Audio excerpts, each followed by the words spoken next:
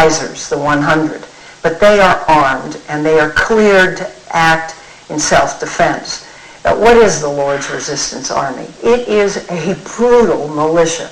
And it's in Uganda, it's in the Central African Republic, it's in the Congo, and it moves through, and it rapes, and it pillages, and it cuts people apart. If we're running out of time.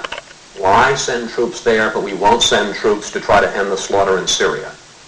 Well, that's a good question, but I think I think there are two entirely different circumstances.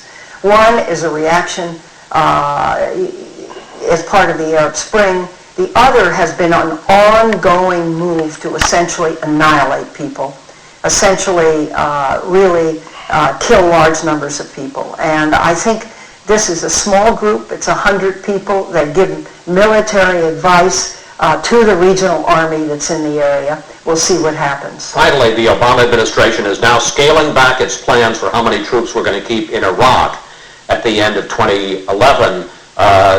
Fewer than 1,000, perhaps a few hundred, because we can't work out a deal with the Iraqi government. Your reaction? Well, that's right. The status of forces agreement expires the end of this year. We need to have a new status of forces agreement, or we're there essentially against the will of the government.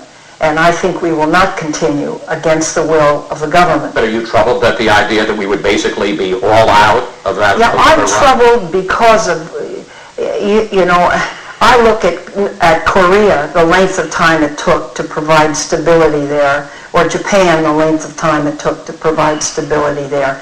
And I think people are so anxious for our men and women to come home, and I understand that. It is also important that the job is completed in a way that provides the greatest chances for stability for the country. I think that is a key